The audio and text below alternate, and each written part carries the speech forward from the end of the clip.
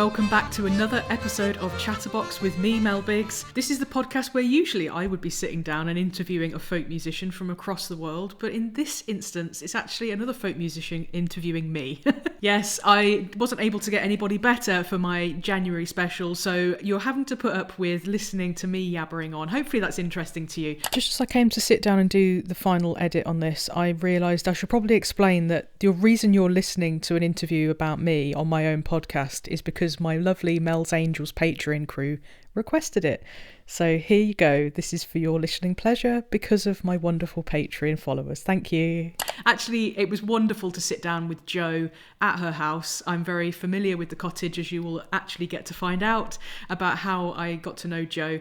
And essentially this is a part one because, as you might have guessed, my February guest will be Jo Freya. So this is part one of our conversation. And yeah, it was really wonderful to sit down with kind of my matriarch of folk. She has given me some wonderful opportunities in my career, and we get to explore many of those and also lots of other things as well. And seeing as I have been sitting and editing this podcast, I also chip in a couple of times with things that I forgot to say in the moment. So enjoy those. Yeah, welcome back. I hope everyone's had a good Christmas and Happy New Year. This is the first episode of season 3 of Chatterbox. Lots of guests coming up, but we're going to start with myself and I, Mel Biggs. So Mel, the editing works marvellously. Let me just ask you a question. In my opinion, and that of many other people, diatonic accordions or Melodeons are completely barking mad. So how did you happen to start choosing an instrument that is of that nature? I don't feel it was a choice necessarily. I was influenced in the early days before influences by Mr. John Spires, who we had on last year.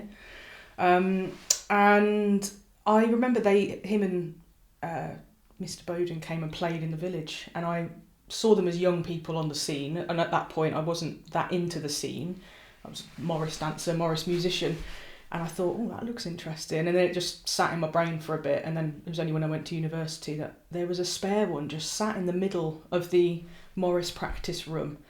And I guess I just, for some reason, took more of an interest in it because it was available to me, I suppose. And I just fancied having a go. So were you playing something else first? Flute. Yeah. And that was something I learnt at the age of 10, I think, when I did tertiary education. So after first school, I went to middle school. And that's where we could start having proper formal lessons, as an aside to normal classes. Flute was an option, and I somehow decided to go for that and went through my grades all the way up to high school and joined in with orchestras at school and things like that. And then when Morris got going, which was around that time, when I was 10, my dad started a Morris side with a load of people from the first school. So I ended up staying at the first school for quite a long time in after hours, because that's where we used to practice. And the head teacher at the school was a Morris dancer and very influential in getting us to learn folk music as part of the curriculum at first school. And then obviously just carried on that relationship as I grew up and went through high school education. Oh, nice. So the Melodeon that was hanging about, how did that happen then? As in, did somebody just leave it? Or did it belong to somebody, or what? So it was the chap who was at the time the squire and initiator of Widder's Border Morris. He was Mickey Sharp, still is Mickey Sharp, he's still around. And he played a beautiful little Castagnari Tommy, and he was the lead musician. And I think he just had a spare box that he used to bring along. I don't know. I never mentioned it to him, but it just turned up one time. And I said, could I borrow this? And he said yes, and then he ended up selling it to me for a ridiculously low price, which I was very grateful for because it came out of my student loan. Was that a Castagnari as well? No, Hona Erica, so like your bog standard Chinese red Erica. Mm-hmm. So what were you doing to influence the way you played? Was it just about listening to different players, or were you less interested in that and more just, I can do this with this, I can do this with this? I think it was a mixture. I think because John had been the original inspiration, I spent a lot of time then. I already was listening obsessively to Spires and Bowden, as in amongst other things. This was actually before my Blowsabella and Andy Cutting knowledge, perhaps even. I remember Blowsabella being like this sound bite of what does this word mean? Because you'd hear things getting played in sessions and you'd be like, oh, that's gorgeous, what's that? Oh, it's a Blowsabella tune. And I never asked any more questions. I was just like, oh, right, Blowsabella. And it just sort of got stored as a sound bite of, I'll investigate that later. So yeah, Spies and Bowden, obsessively listening mainly to the Tunes album, which was a mixture of Morris and some like old English Playfordy stuff and some songs and stuff. Watching bits of YouTube. YouTube, I guess, wasn't such a massive influence on me at the very beginning. So yeah, listening to albums and without slowing them down, just getting them in my head and then working it out. And probably, I mean, I can remember learning some really complicated stuff, but I was just like dog with a bone, wasn't going to give up until I worked it out. Whizzed through the Morris repertoire pretty quickly, and the repertoire of my other side, Fox's Morris. Just quickly interrupting because I'm editing this podcast and I realise I didn't give enough credit to all of the incredible Morris musicians who influenced me in the early days. That was my main port of influence, was playing with loads of different people in sessions, mostly on the Morris scene, being part of folk festivals, jumping into a pub session until 4 a.m. and then going for it all again the next day. So that was actually my main influence in real life, and then yeah, listening to loads of albums and stuff as well. The beauty of being the interviewee and also the editor of this podcast is I can add little quips because they didn't come to me in the moment. So yeah, I very quickly picked up all of that stuff, but was very focused on wanting to get better, wanting to pick things out that I'd obsessed about and wanted to just tinker with and work them out and make them make sense, I guess. And did you struggle, because of course, you know, you playing the flute, that's more like the kind of mono instruments I play. You're not having to do something completely different with one hand to what you're doing with the other hand, as piano players do, for instance. So you said you started with your left hand, but was that something that came relatively natural to you, to be able to play a flowing tune over the top of some rhythm that you decided, or did you pretty much start with an umpire version and then think, no, I want to punctuate it in a different way? I think I don't remember being challenged by it. Like, now that I'm teaching and I see people's difficulty with that coordination and I'm able to help them through that, I never remember me going through that real conundrum. And I think that's part of me just being quite tenacious and not wanting to give up. So maybe I did momentarily, but got through it quite quickly because I was just ploughing hours and hours into it. But I don't remember struggling. So yeah, quite surprisingly, yes, going from flute, which I never quite did it for me because of that singularity that if you're playing solo, you can only do one thing, one note. I have to say, if I'd ever done jazz grades, I think I would have absolutely loved the flute and sort of learnt how to, learnt why scales were important, because that was something that was just drummed into me to pass the grades. Hated scales. I hated doing anything to do with passing grades because it just all seemed pointless to me. It was never explained why these things are actually foundational to music, but I've learned that later in life. But I love playing in ensemble. I love playing orchestra, wind band, various bands, drama clubs. I was part of either on stage as part of the acting or I was in the band. And when you play a singularity, a flute, whatever, instrument that only plays that, when you hear it in ensemble, that was really exciting to me. So I think I already had a fascination for harmony without really knowing the mechanics of it. I could just be able to hear where those lines were fitting together. So then when I got an instrument that could do all of that, I was like, oh shit, I can suddenly sit down and work out 2 or 3 parts in one. And that, it occupies you. It becomes such a fascination that you want to work it out, so you spend a lot of time being able to work it out. Sometimes I find there's a difference in the obsessive nature of how you approach something. I mean, I've often said, but you may be an exception to this, that men or male-identified people have an ability to become very, very focused on their instrument in a way that I've never found most female-identified musicians can, because of the distraction of other things that need doing, and which I find often frustrating. It's like, well, why can't I put 7 hours a day aside purely to play. Well, I can't, because there's too many other things that need doing, you know. So where would you place yourself in that kind of spectrum? Well, it's interesting you use the word spectrum there, maybe quite carefully or pointedly, but I think having learnt about the fact that I'm autistic later in life, it does make things fit a little bit easier in my brain and in, that's why those things worked. But aside from neurodiversity, which I think is a massive thing, and if I may say so, maybe yes within music, but specifically with the diatonic accordion, there's a lot of neurospiciness. It seems to attract that kind of brain. But also I think I started it at the point in my life where I really didn't have that much responsibility. You know, I had a student loan and a grant. And yes, whilst that wasn't much money at the time, looking back at it, that's a cushy place to be. I've had parents that have supported me along the way. So it's that thing of was there to study molecular biology, but I had lots of time to choose what I did with, and I chose to play the Melodeon and then had nothing else really to worry me. I laugh because obviously you do when you get closer to exams and deadlines start to, this is really important as well. And I think that's been harder as life's, I've got a business of my own now and, paying mortgages and all those sort of pressures. I do play less and I don't. I was going to say, if you jumped forward, how much has that changed? I think it's changed a lot, but I think because I had that 3-year push right at the beginning and I learned a lot in that time and got really good, pat myself on the head there, I seem to have found something that I was really good at and just ran with it. That foundation that I created for myself has just kind of ran throughout my entire life with the instrument.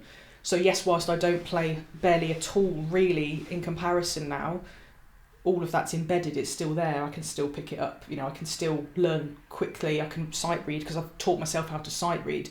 That was one thing initially, it was all by ear, even though the flute and the grades I can sight read to quite a high level. If I'm in a project that needs me to be able to pick things up quickly, like Fisherman's Friends, that's easy for me to do now because all of that foundation was put in those 3 years in the beginning. I think if I had been more stuck to my studies, I would have taken more of a route into that, science communication, which is sort of what I do now with my business in the way that I've kind of developed strategies to have conversation and, I'm sort of interested in finding out more about people and the way people tick, and that's all helped me learn to find my place. It's like, how do you do something? Oh, right, well, if it's musical, then, now I can learn like you do, and then I can change it for how I want to play.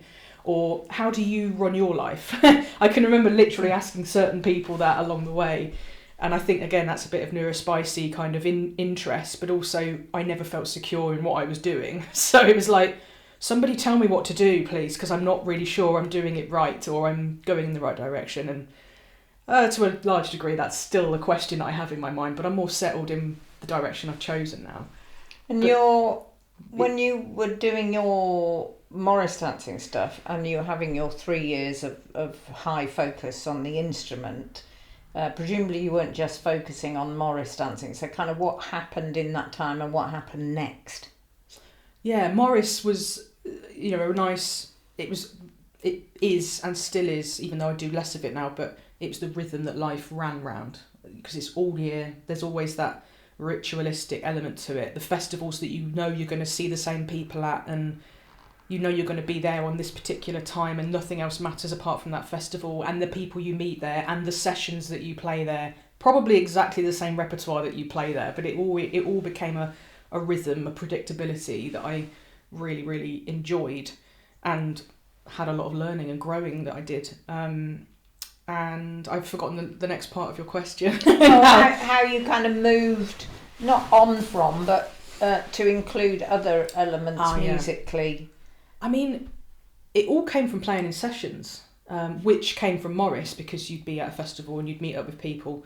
So getting to know loads of different people in sessions and communicating through music, which is glorious, without having to open your mouth, but also taking more of an interest and having a beer with somebody. And I love a session that isn't all just about the music and it's actually about looking at someone's face and having that little interaction. So I've grown up with that. That's kind of been something that me and my generation portion of that folk world. You know, that's kind of what I've grown up with and deemed normal, and this is how we make friends, this is how we get to know people. So that all just felt very natural. And then, you know, various festivals, trying out new festivals, meeting new people. I've landed at Shrewsbury, you know, that became like a annual pilgrimage, and it still is. It's the only festival that I absolutely will not miss. I've missed one in 20 years, I think it's been running now, and I'm gutted that I've missed one. But I was in Yellowstone National Park, so, you know, it was for a good reason. And it was the Shrewsbury sessions. I would stay up until 4 a.m. The Shrewsbury sessions have changed over the years. There's been a lot of different influences. I think we're starting to see a difference now. For a long time, it was very Irish focused, and there is still a lot of Irish presence at the festival, which is great. It's just not been my world to join in with. I've been influenced a lot by Irish music, but not to join in with. But I think we're going in more of a European direction now. There's a lot more English musicians coming back and kind of creating little sessions that are going on there, which is where it was to begin with, in the English ceilidh bands starting sessions and things. My first ever professional opportunity of just becoming Morris dancer, Morris musician, playing in sessions was the All Black Tuck Band, as was. They're now the Iron Masters, and probably Paul Burgess, loads of old Swanners that I didn't know at the time were old Swanners, but, you know, that's the group that I grew up with. And I got picked and approached to replace Lisa McDermott, as was. Lisa Jarvis is now. She had to step away from the band and they needed a new box player. And I just followed my nose. It was that sort of curiosity, didn't know what I wanted to do with my life at the time. And I thought, well, why not say yes? You know, because I wasn't necessarily looking for an opportunity, but I was really honoured to be asked. And went and auditioned and got the job, essentially. And then that just opened up my world again to this whole touring life of being a ceilidh band musician. And that was around the time that we met as well.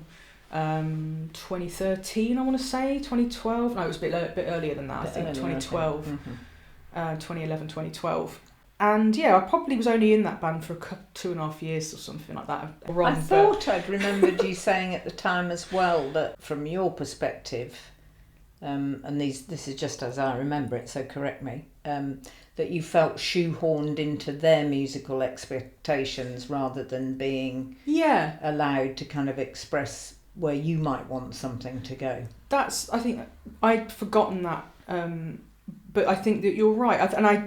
I loved playing in that band. I mean, musically it was great. I'd never played with a backline of like bass and guitar and drums, and I really enjoyed that. They were all characters. I mean, Bill Caddick, what a great character, and I feel really honoured to have had time to spend with him, even though I think he'd become quite crotchety and cynical by this point. But that just was the feeling of this group of guys that had been on the scene, probably like me, started with the Morris and, like, you know, just gone through. So it was a lineage, and there was like there's history to it, and I think that's part of tradition. We learn from each other in that way. So I think that you're right. I think by that point I'd had a lot of musical experiences and I'd got ideas of my own that I wasn't quite able to enact in that role, because essentially we were playing the repertoire that had been played for years and years and years, and maybe they were looking for new stuff, but there wasn't the mechanics. We hadn't engineered a way of making that happen, so it didn't happen. And then by that point I'd met yourself in the Wantage workshops. The slaughtered lamb, the vegetarian pub. The shoulder of mutton, with wonderful Peter. Was it the shoulder of mutton? I made it worse by calling it the slaughtered lamb. I thought, make it even more meat orientated for a vegetarian pub. Thanks to Jerry Tozer, a little shout out to you, because I think Monty's Maggot, again, another ceilidh band, he'd started those workshops out with that, hadn't he? I don't know how long they'd been running for. I don't know, did I go to the first one? It was one of the first ones, I think, yeah. And there were different flavours. You did like a November Englishy one and a May, April Blows a Bellery one, Frenchy one. And if I'm totally honest, I think that is the first time that I suddenly put the soundbite of Blows a Bella with faces and names, and I was like, oh, that's what Blows a Bella is. So it took me, I started playing the box, or I started folk music early noughties, until 2011, until that sort of like floated into my conscious. But if something doesn't cross your path, that's not that unusual. You know, I'm always interested at gigs when people say they've never seen you before. or they've never heard of you, and then suddenly they buy every album they possibly can get their hands on because they suddenly think, oh, it's amazing. But where have they been all this time? Yeah. You think somehow they'd have heard, but no. And why should they? Yeah. Are you still getting that now? Just a little segue into your interview. Are you, because Bozabella have announced the 50th year will be the last year, are you still getting people that are finding you for the first time? Yeah. I mean, that feels natural to say, but... Yeah. And now they're aware of this ticking clock. It's like, I've got to make the most of the next 3 Yeah. years. Yes. It's nice. nice. That's lovely. Yeah. But yeah, I think it's part of it's that lineage again, isn't it? It's like you just put threads out into the ether, and if people find those threads and, I'm going to cling on to that for life, I'm going to follow that band, I'm going to learn from them, I'm going to go and see their gigs, going to get to know them, I'm going to find out who those people are, and then have the privilege of working with those people, because you put that out to me. That just feels so incredibly special, and I don't know of any other world where that happens in quite the same way, really. In the arts, at least. I suppose every circle of arts has its own way of making things happen, but there's something incredibly special in folk music that you can grow up with these influences and you can learn so much. They can be in your circle, and then those circles overlap and you just end up forming and I think something. in a way those interconnections increase rather than decreasing, and you suddenly realise, or you meet people you never thought you would meet, but somehow they're already connected to people that you already know, and that's rather lovely, I think. I think there's always that thing for me in 6 degrees of separation is everyone in the world we're connected with, but I think in folk it's more like probably 1 or 2. There's not many, is there, before you're, oh yeah, that person. So in the slaughtered lamb, as I call it, I came up to you at one of those things and said, do you want to be in a band or something? Well, I think vaguely, because I have a memory of. I know it. I definitely approached you, but I can't remember it. What circumstance. I mean, I'm a restless spirit, so I never. There's always room for my life for something else. I'm always thinking, am I expressing myself in all the ways I want? And if I'm not, what's missing? So I imagine that was the galvanising thing at the time. Was I need something else that isn't a dance band. I think I wasn't cocky with it, but I just, through that interest of talking to people and feeling comfortable in people's company without knowing who you were. I mean, I knew that you were there as the tutor, and I knew of your premise, and the first one was with Andy Cutting. No, sorry, the first one was the English one, so it was you, Ian Deddick, and Floss Headford. Yeah. And it was amazing. It was an incredible little bubble, but I just used to go and sit. There was like a separate little bar. Do you remember that little mini bar with the table? And that's where the tutors would arrive and have their dinner. And at some point, maybe not the very first one, because I wouldn't have been that forward then, but very quickly got comfortable with sitting and having a pint with you guys. And I can remember then the next one I went to was the next May. That was the Bozabella one, so I met Andy and Dave, thank you. And I think then I remember being terrified of chatting with Andy, because that's the first time I'd ever met him. Knew you already. And yeah, I think it just became that ease and confidence to come and sit with you and kind of bring you into my circle, and probably vice versa. There's that thing of, I'm not going to treat you as, oh, you're the tutor, I can't talk to you. It was just, you're a person, I want to get to know you. And I think through that, I then remember you in that little circumstance of sharing a pint at the beginning of the weekend, I'm pretty sure, on the third iteration. So I think this was 2012. And I think that's when you said it on the Friday night, we were sharing a beer, and pretty much as you put it, would you like to be in a band with me? And you don't say no to Joe Freya asking you to be in a band. So again, it was that, oh, well, all right then, because I, again, was just following that curiosity of where this might lead me. And you are allowed to say no, by the way. But it was that thing of not really knowing what direction my life was going in, but it was going in a direction because things were happening, and through those connections, opportunities were arising. Wasn't necessarily looking to be in a band, but just thought, why not? Let's see where this goes. And then I think we organised to come up here. You invited me up to this. Yes, and I think you suggested space. Who our third person should be at the time, which was somebody I didn't know. Yeah, and if I'm honest, I didn't really know her either. I'm trying to think how I think it was through sessions by this point, to be honest. I'd got into circles that involve Will Pound and then at the time, I think this was just before they were married, or maybe they were, but his then wife Nikki Grant. After that, we had a conversation about whether we wanted to carry on with it, because we weren't out at this point, were we? We were kind of ramping up towards our first gig. Yes. Don't think we did one with Nikki, you're right. We were rehearsing a lot, and this was 2013, so this was a year. I think in that year we were just meeting. And I became ill in 2013. Yes. So that also affected the kind of momentum. That. Yeah. That was devastating. I remember being incredibly scared at the time. And then you put me at ease about all of that. And you're still here, bloody marvellous. With medical miracles and new cures and all sorts of things. And just sheer bloody mindedness on your part, I think. But you shared a lot of music with me when I came up here. Stuff I'd never heard of before. Bands of your own or things that had influenced you over the years. And that was really, really special. And then you started suggesting things for me to learn so that we could work on repertoire. And that was mind-blowing, because that went back to those very early days of me working on really difficult stuff. Mm-hmm. And I think that had never stopped, but there was like a different impetus now, because it's almost like, I've got homework. This is a bandmate that wants to look at this crazy tune that's not even in a key that my instrument can really do. But I was really determined to make it work. Well, what I loved about it at the time was you very much had an attitude of, if it came down to I'm not sure if it's possible, you still always had but I'll give it a go. Yeah. There was never any I can't do that.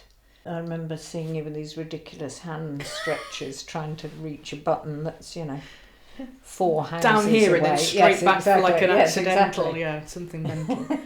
But I don't think no wasn't in my vocabulary at that point in the beginning, and it wasn't there because I didn't know it existed. It was like I like being challenged. I think that suits that part of my brain that can solve puzzles and wants to solve puzzles and wants to. Well, why can't this instrument play in D minor?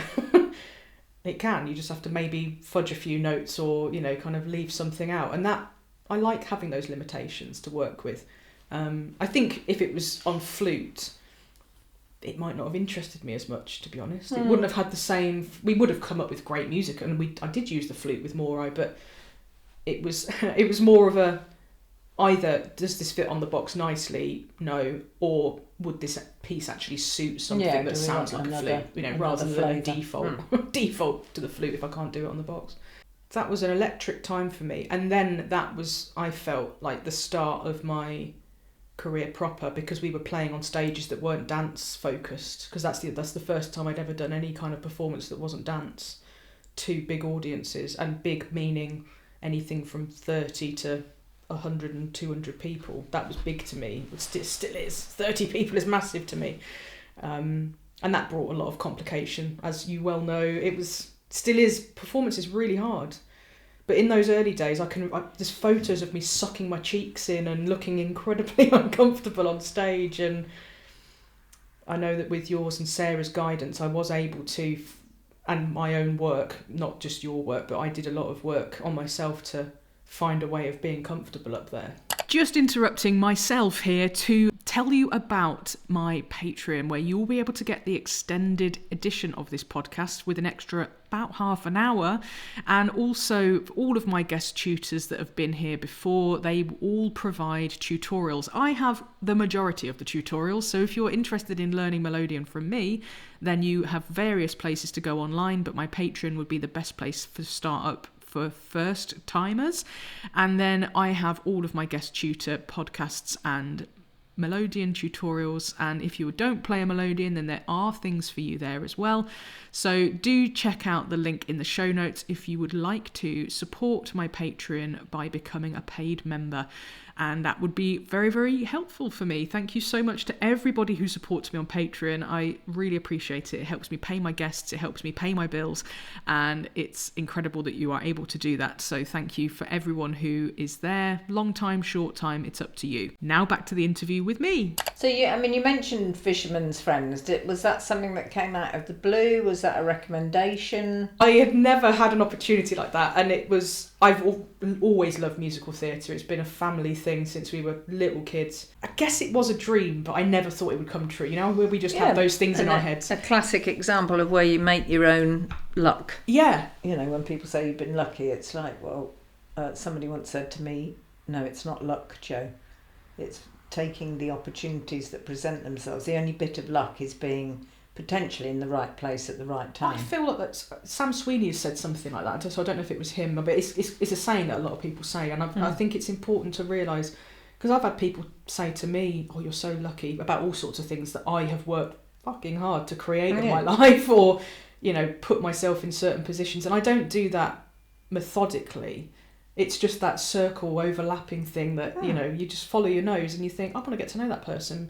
Maybe something will come of it, or maybe I'll just have a nice time in the pub that one night, So, yeah, it was absolutely magical. And would you do it again if it was really... 100%. But I think our time has gone now. I don't see that coming back because there's not a new film at the time. They had the second film coming out as well, so there was this whole momentum. Yeah, and we got to meet the band several times. They're lovely guys. I'm sure you've met them as well. And I have no idea if I've met them, to be honest. No. Maybe you've just been on the same lineups, but you don't always meet people that are on the same stage. No. But they came out to Canada and they did loads of press on the news stations and stuff, and they on Gala Night, which is their version of opening night essentially in Canada, where you put on your big fancy stuff after the show and you go out and have some drinks on the producers, and they all came out and I was just having nice, easy chats with them in the bar. And they all were pinching themselves. They really couldn't believe what had happened. All of this crazy, Glastonbury, 2 films, now a musical. It's all a bit crazy for these little, most of them still hard-working fishermen or shop owners and stuff like that. So, yeah. So we haven't mentioned everything, obviously. We've mentioned how you started and Moirai and Fisherman's Friend. I also got you involved in a composition project. Yeah, love that project. Which was after you joined Moirai and then going forwards, wasn't it? Yeah. That was 29, I think it was the second iteration of the project, because you'd done one in 2018 with Dave Gray, and then 2019 you did another round of the project, and we just finished it, didn't we? We did the recordings in lockdown, because I think around that time that's right, we couldn't perform it live, and we had to record it during lockdown situation, I seem to remember. And then we did a third round of it solely online, which was difficult. Trying to devise new work purely over Zoom and email was it didn't work for me. But the thing about we made some beautiful pieces. Yes, an interesting project from that point of view, and also one where you need to use people who are prepared to go out of their comfort zone, because ideally you're giving young composers a chance to explore. But within that, most of the young composers did not come from a folk background, and they all were mostly fascinated by the diatonic accordion more than any other instrument or any other instrumentalist, if you like, that might be there. It didn't matter. It was just like, God, that instrument's cool, which is interesting because, potentially if you're looking at stereotypes in their heads, folk music might not be the most cool thing to have any link to whatsoever, but faced with an instrument that they've never seen before and then working out how that works, and then some of them dedicated a lot of time to, right, Mel, how does and you give them a pattern of the buttons and and then going away and saying, well, can you do this and that at the same time? Okay, no you can't, okay, but you can do that, okay, right, and then changing their pieces accordingly. I remember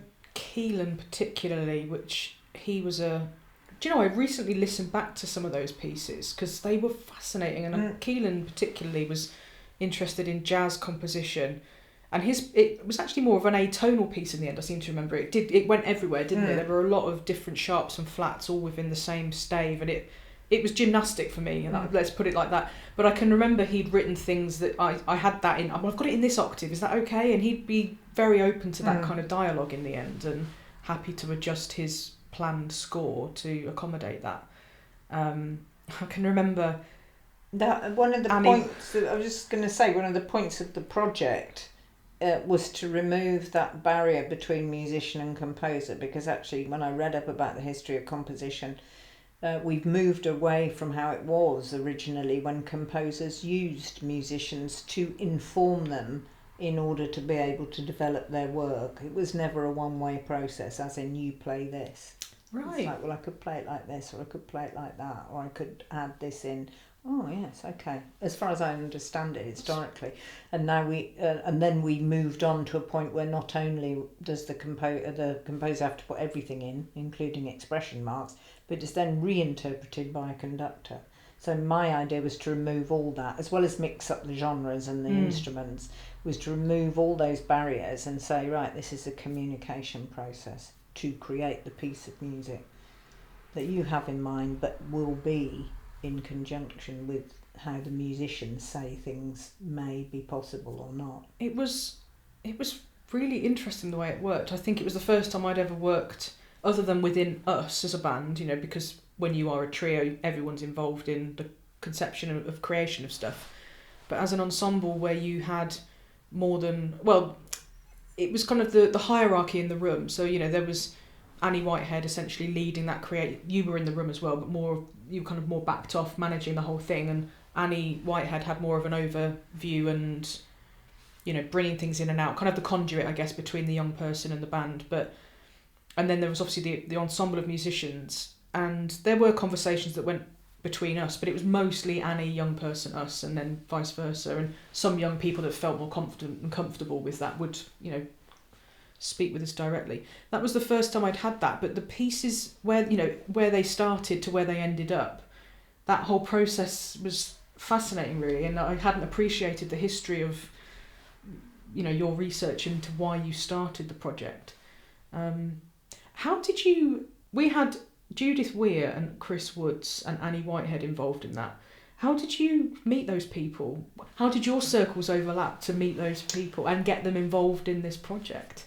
Well, Chris is easy. Let me just say overall, what I wanted, as they were kind of patrons of the organisation, what I wanted was people who had knowingly crossed genres, as in worked across genres, regardless of where their musical background was from. So Chris Wood, I knew him from when he was 16 anyway, but he'd also later, when he became more of a songwriter, and he was doing pieces on Radio 4, where he was composing around, I think one of them was about people living on the canals and stuff like that. And again, mixing up genres of music, whether it's working with classical musicians or bits and pieces. Judith I met because there was a wonderful thing around that only happened once in England. It started originally in Scotland, called Distill, and it was where they invested via Arts Council money in a group of musicians to go on a residential with no needful outcome at the end of it, but purely to put them in an environment with people from other genres with a view to learning and exploring. Oh, wow. Which was perfect. Your accommodation was paid for. The only thing you had to do was get yourself there. And you were just encouraged by them to explore different things. And I just really liked Judith's approach, and the reason why she fitted the crossover in terms of picking someone to be a patron of Komposit was her background is Scottish folk music. And if you listen to what she composes, you can hear that influence in her music. And then Annie, I've known around in the background for a long, long time, and we had a mutual friend, which is a guy called Dave Groom, who used to programme a whole load of stuff in the Nottinghamshire area. And so she kind of ticked a box for me, because I knew she'd worked with Alistair Anderson, amongst other things, and it was another one of, yes, okay, so her background is big band jazz originally, but she also played in a lot of pop music.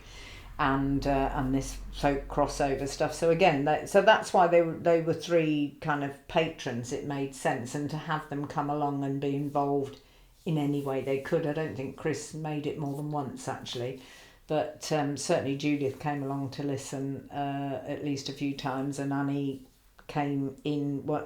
Really enjoyed having a more active role, helping guide things, which is useful for me as a non-reader really of music, to have someone who can read music, who could help interpret stuff and bits and pieces. Although the hidden gem in the last few ensembles was our lovely Jo May, of course, because Jo was part of the ensemble, but also a brilliant hybrid musician, brought up in classical music. Yes, classical percussionist, wasn't she? Yeah. And like orchestral percussionist. But able to... Jo always really studied anything she got involved in, so if she wanted to play a Brazilian traditional instrument, she'd go to Brazil and learn from a Brazilian, But it meant she could sit in that ensemble, and then when the musicians who couldn't read were struggling to know where they were going to come in, she would be the one who'd be going, right, it's after this, or it's after that. So she definitely helped me with some more complicated rhythmical changes, because whilst way back in the day with orchestras and wind bands, I was used to reading like 5/4 to 2/4 to 6/8, a piece that changed. I wasn't in that headspace, and certainly not with it's an easy translation, but she helped me a lot of the time with more complicated rhythms. Also, Colin Reid, our wonderful pianist, who fascinating brain for harmony. I mean, he was our chords man, really, wasn't he? I even remember Annie and him spending a long time working stuff out. Yes, and adding lots of colour and things in. He was fascinating. Yeah, so it was a good kind of mix of people to be able to. That was the other point, that the skill set would be different amongst the musicians, and there you were, thrown into another lion's den of. It felt like. It felt like proper musician's work for me. That was a moment in my life, like Fisherman's became as well. I'm doing proper work here, and I've rarely felt that. And it's not because it's nothing else has been proper work. It's all proper work. It's work, but that just felt like I'm really applying my musicianal skills here, and I'm playing in an ensemble of amazing musicians, and I'm here, so I must be also of this calibre. And it was all of that. Help to believe in myself, but it was also just what I was able to contribute, and that whole feedback, and also working with Annie, and that was really special for me. I got some really good advice from her. I went to her for some advice because I was also working on my solo album in the lead up to recording that. Jumping in again just to say that this is the only mention of my solo album in this entire interview. Again, another complete brain fail. But I have a solo album. It's called From Darkness Comes Light. Go and read it. Go and listen to it. You can stream it on Bandcamp for free. You can buy it if you really want to. There's a little tiny excerpt at the beginning of every one of my podcasts that comes from the album. It's from one of the tracks, the opening track called Dream Big. I could absolutely go on for hours about it right now, but I won't, because this is already a massively long podcast. But I can't believe I didn't talk more about it. It's a really special thing that I did, and I'm really, really proud of it. Thank you, John Looms, for poking me for many years and then actually recording it with me, and my incredible band, Bridget Slater, my sister, Catherine Biggs, and my mate, Dave Squirrel. Go and check it out. So all of that's a hell of a body of work, and then you set up your business going forward. That kind of started in the very beginning, actually. Before the bands. So 2009 I moved back to live with my parents after I graduated, and I got a proper job, but I was teaching Melodeon then. Somebody approached me from the Morris side and said, I'd like to learn, would you teach me? And I said, I'll give it a go. I can't remember how it happened, but I ended up teaching him, and he learnt the Melodeon. So I thought, I can clearly do this. And that attracted a couple of more sort of word of mouth in-person lessons, but it wasn't something I necessarily saw myself as, because as I say, at that point I was temping for a bit in that autumn, but I ended up just before Christmas getting a job as a geophysical surveyor, which is a lot of syllables for basically walking around a field with a machine that beeps every metre. So they had a big glut of work, and I was taken on as a temp. But actually I ended up getting taken on a permanent contract there, because there were situations that happened that meant they needed me more full time.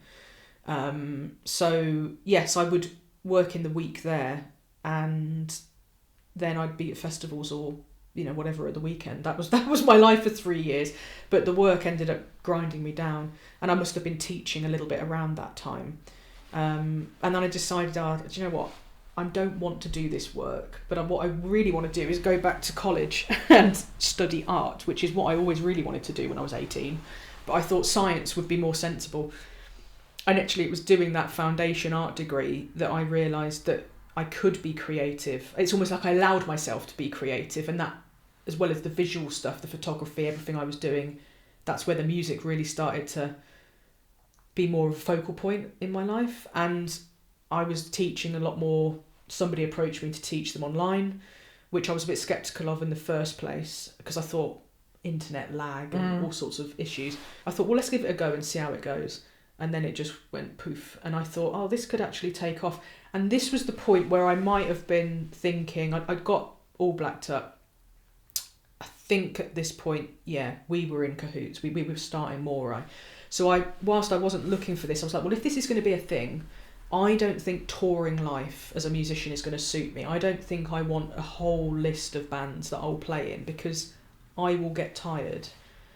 And this is almost before the time I knew that I had an issue with fatigue and stuff, but I just could see friends around me, yourself, Andy, anyone else on the scene who was doing gig after gig with different bands and lineups, and I thought, that's not a life for me. I don't feel drawn towards that. I respected it and admired it greatly, but I thought I want something that's a bit more consistent and is going to top up the coffers a little bit more reliably, I suppose.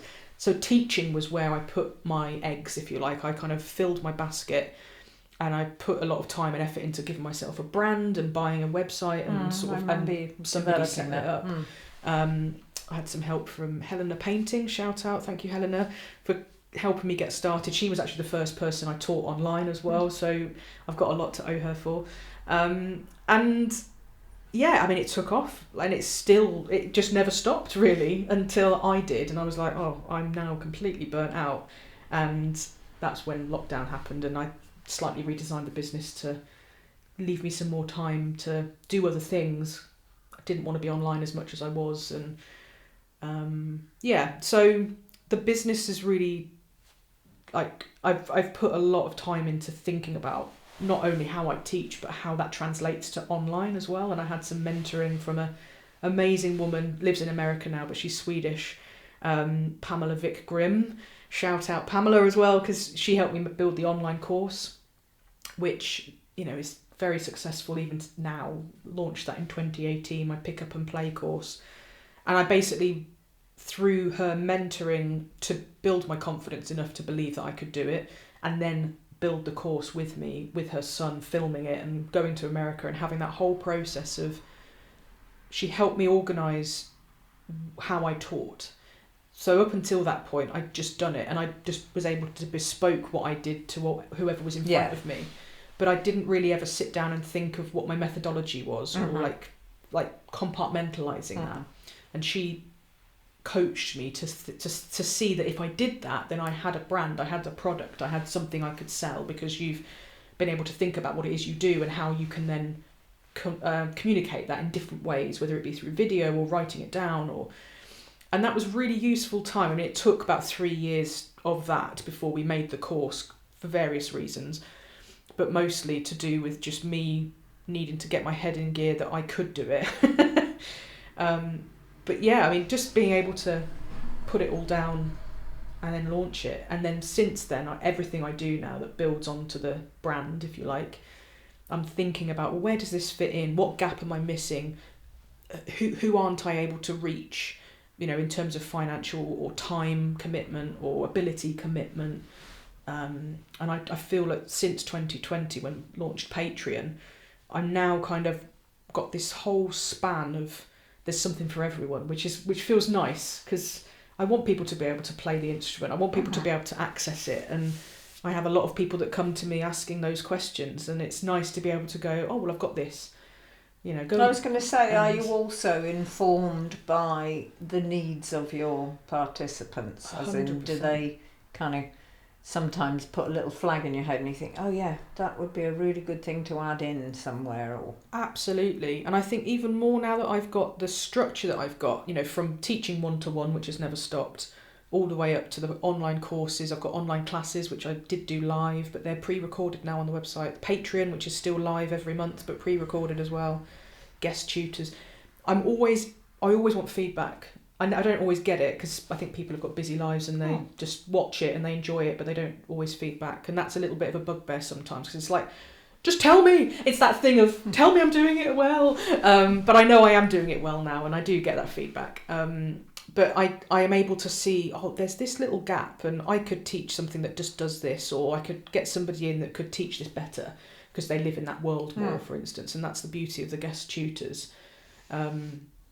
Is sharing that knowledge and also sharing them, because I've just had as we're recording this, Sophie Cavey on, and she's phenomenal and fascinating, and I don't think people know about her as much as I feel they should. And it's that kind of thing of just finding people and being able to have a chat and then let people know they can go and learn from this person as well, and then they find my stuff on there. But I think I've always been able to, I think this is the thing that I've realised since I started teaching, it's all about listening to what they want and being able to explain it in a way that they can understand. And I think you do this as well very naturally. We adapt to who's in front of us. We might be teaching exactly the same stuff, but the way we teach it is all about who's there. And then you get the feedback, not necessarily spoken feedback, but you can see how that's computing within them, and then go, right, they've got that bit, but they've missed this rhythmical detail or whatever it is. So let me think of a way I can now explain this syncopation, for instance, because that's something I spend a lot of time thinking of my own. It's like, I can do this, so how am I getting this syncopation to work? And I love being able to kind of figure out a way to simplify it, to make it click. How quickly can I get into that click moment? Because that's where the confidence blooms. You don't want them to be in that space of unknowing or uncertainty for very long. If they've come to you with a problem, I want to help fix that as quickly and as also as confidently for them as possible, so that they go away then knowing they can do it. Does that make sense? That kind of idea as a teacher of programming in that sense of achievement into people. I think that's really important in life. In general. I always felt you were a very natural teacher, that you are very responsive and you're very patient. I often felt on the folk music scene there was an expectation at one point, when I think particularly festival organisers realised that having value added workshop element was going to make their festival a better thing, that they were expecting that all musicians can teach, and they can't. Yes. So I think it took them a long time to realise actually it's another specialism. It isn't part of what you come with as a musician. It's how you develop for some of us, and some either are not interested or simply don't have those skills, and that's that's okay. So in terms of where you are now and your business is all running, and you can, from what I've heard you say, build in time to have the rest that you need and the recuperation that you need, where do you see yourself going next? Is there something musically that you want to do that you haven't done yet, but it's kind of tickling away at the back of your mind? Difficult question. I mean, yes is the answer, the easy answer. I was having this conversation yesterday, actually. Somebody said, so when are you going to be performing again? And it's been a real like squeaky bum, like kind of feeling, because since we wrapped up, it's been actually, and I don't think I've told you this, but maybe you've sensed it, it's been really, really tough. We ended on a good note musically, and it was the difficulties of diaries and just life stuff, wasn't it? And I think that was really hard to live with, and like, oh well, I didn't have anything else to go to because that was my band and I had everything else going. And I tried to get some projects going in the last 2 years, very loosely, like just approach some people, had a play day kind of thing. And I think probably from their perspective, I got a good feeling back from them, but my feeling was, this isn't for me. I'm not good enough. I've kind of reverted back to this complicated, squidgy place where I'm not so sure about performing. And I lived with that. Last year, I decided to be proactive about that and go, right, let's do something about this. Let's try and build that confidence back. So I just did a few little solo bits and bobs playing for dance. Tiny little gigs, but they were good for me just to try out some of my own repertoire and see how it worked for dance, and that was really useful feedback for me. But I realised playing solo is a whole other kettle of fish and not fun in all sorts of ways. I miss the ensemble kind of nature, and it's fun to come up with really interesting accordion-y things that I really enjoy and make. I love to be able to do that, but somehow that to me didn't translate to the audiences. It felt too much like showing off. It felt too introverted, and I thought, I don't want to do that's not who I am. It is who I am, very naturally like that. But to be on a stage and do that in front of people just didn't feel right. It didn't feel like I was sharing my heart in a way that I wanted to share it. So this year, at the bugbear of my mum mainly I think, but I have made a decision that to positively just go, performance is going to go on the shelf for a moment. I'm not going to aim to do that for the moment, but I do want to still have a dance band at some point, or be able to play for dance with a group of musicians. That doesn't have to be a big thing, but I just miss that, just working with people on music. I mean, it was magic with us, wasn't it? Just kind of, if we had creation days, new repertoire. And I miss that problem solving, creation, coming up with different things, and well, what about this? And then somebody go, yeah, but okay, but then this, and then just all of that collaboration stuff. But I think it's finding the people that work, and it's not like they're not out there. I know some of them, but I'm not ready yet to put myself out there. And I think the longer that I'm in that space and let it eat me up, then the longer it won't happen. But there's other things I want to do as well that aren't music related directly. I've been doing a lot of community work this year after spending a lot of time indoors and yes, resting and recuperating from the last 5 years and getting my head sorted about what's next. I've realised that I'm actually really interested in this crossover between creativity and mental health and helping people deal with life in all sorts of guises. And this year I've been training to become a creative mentor with the Mighty Creatives. They're a Leicestershire-based charity. I saw you mention that online, I think. Yeah. So I applied during May, got the position, but there was training involved before they would refer anyone to me. But it's specifically working with children and young people from deprived backgrounds in the care system. They might have been flagged at school by the prevent system, children that are going through tough times for whatever reason. And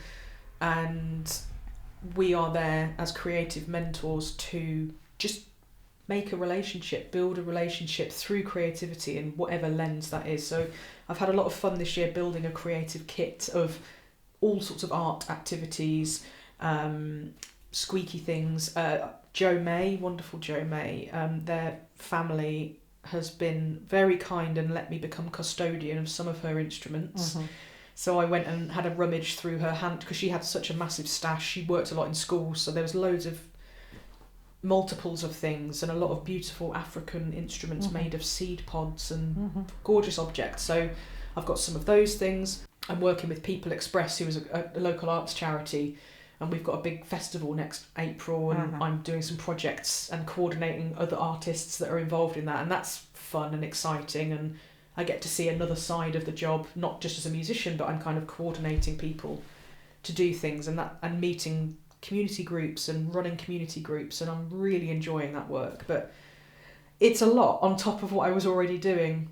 And we con ourselves into being able to do it. It's like in May this year, I thought, I've been resting a lot. I'm not really doing much. I can keep my business going. And then there's all this time in the day that I'm basically watching Netflix.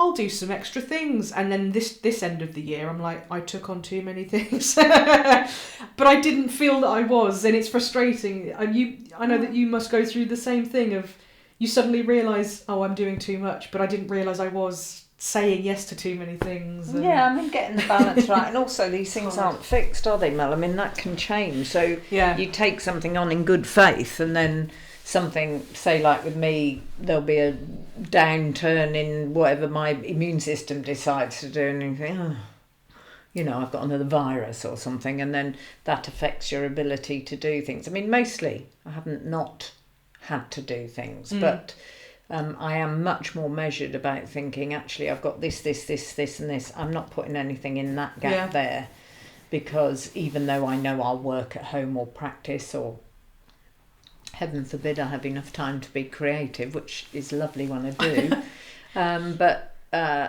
that the time at home where I'm not actually travelling away doing gigs or those disruptive elements in your life, which I love, I need a balance to kind of counteract their fatigue elements, if you like, because being on tour is tiring. You know, even if, you know, people see musicians don't necessarily get out of bed the following morning at 8 a.m. or whatever. Yeah, exactly. And think, oh, well, they're still lying in bed at 10 o'clock or whatever. He says, yes, but they haven't really got to bed till 2 or 3, and actually the only time they get alone is when they don't get out of that bed or bedroom, if they're lucky enough to not be sharing a bedroom. So, you know, funny things around musicians, and that all takes time to recover from, let alone doing your laundry and stuff. I need to go to the loo. We could pause. What time is it? Ooh, yes, time for lunch. That's part 1, I would say. That ending really cracks me up. We didn't plan when and how to end it, as you can probably tell, with Jo announcing her requirement to admit ablutions. But yeah, that just sums up our relationship so well, I think, that chaos. As you have gathered, Jo Freya will be my guest tutor this month in January via Patreon. If you want to learn from the mistress herself, the mistress of folk, she will be doing a Melodeon tutorial, the very first one of 2026. And she will be live via Zoom on Tuesday or Wednesday, the 13th or 14th of January. Unfortunately, before we shut down for Christmas, it was still up in the air because she's got some Blowsabella things that weekend coming, and she wasn't sure if she'd needed to be in Boltonsborough for the Thursday or the Friday. So we decided that we might move it. And obviously keep an eye on my socials, keep an eye on my Patreon. There will be an announcement post telling you exactly when it happens, but keep those 2 dates penciled in. If you want to join us, you will have to be a signed up member of the Archangel Plus tier of my Patreon to be able to get the Zoom link and access the recording afterwards if you can't make the live. Jo is going to be leading a Melodeon tutorial all about 2/4 bourrée rhythms, and this is going to be suitable for any instrument. Just because I'm a Melodeon tutor and the vast majority of content is about Melodeons, you can still join up. There are actually quite a few Melodeons now that aren't instrument specific. I've actually got a whole separate roadmap that you can follow all the way through my Melodeon archives if you are an alternative instrument player, and this will definitely be an additional one to that series. Sign up if you're interested in learning from one of the best herself, Jo Freya, all about 2/4 bourrée rhythms. And then just a few parish notices from me. I will be teaching a level 1 absolute beginners Melodeon course at the stables in Milton Keynes on Sunday the 18th of January. That's 10 till 3 o'clock. It's a very reasonable 40 quid, I believe. I don't think they've changed the prices. And you will be able to sign up to that via the stables website. I'll link to that below. They also have hire instruments, so you don't have to have your own box. And come and have a little go. I've got my methodology. You've heard about me waffling on about that. So you'll be able to come and experience that for yourself and really get going in January with your Melodeon. Following on from that, I've got Airboxes. They are a Belgian accordion duo coming over. They will be touring a little bit in the UK, and I am hosting them live at my house in this kitchen behind me if you are watching on YouTube on the 2nd of February. It will be an evening concert. You're welcome to join me here at my home in Swadlincote. If you are not able to make it, then you can come online. They have agreed to do an online concert, which I did back in December together with the wonderful Archie Churchill Moss, Moya Sweeney and Dave Malkin and Louis Campbell. Maybe you were there, maybe you saw it. It was absolutely wonderful, really good quality. I'm very impressed. So if you would like to join us live in the kitchen or online in your living room, then you will be able to sign up below. There will also be a 72-hour playback window, so if you can't actually make the live gig, you'll be able to watch it on another evening that week. So check that out down below. And lastly, tipping over into February, there is the Melodeon Playgroup in Evesham. It's actually based at the Fleece Inn in Bretforton, and that will be the 6th to the 8th of February, and I will be playing a very rare solo concert. You've just heard me talking about how much I enjoy those, but I actually do. I like playing them. I just need to grow up a little bit and believe in myself.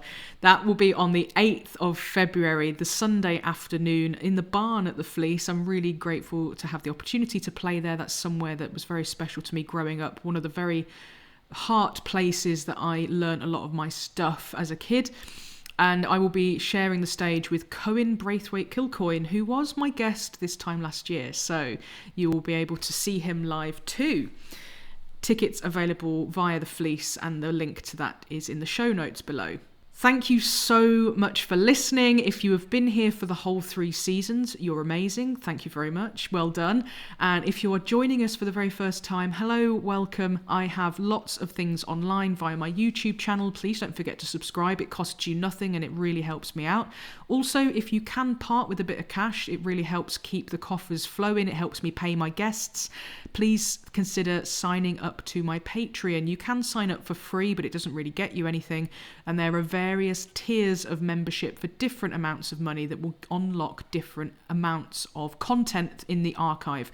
Anything from extended podcast editions to Melinar tutorials from myself and my guest tutors, and also sheet music transcriptions, which people always ask me for. So if you're interested in any of that, check out my Patreon. The link is below. And yeah, don't forget to share this. If you have enjoyed this conversation, share it around. Don't forget to download it if you are listening to it in a podcast app. If you download it, then it will count in the metrics. If you listen and stream it without downloading, it doesn't count. And I'm just really curious to see what my reach is for this podcast as I start to think about where it might go in future. Thank you ever so much for everyone who's tuned in today.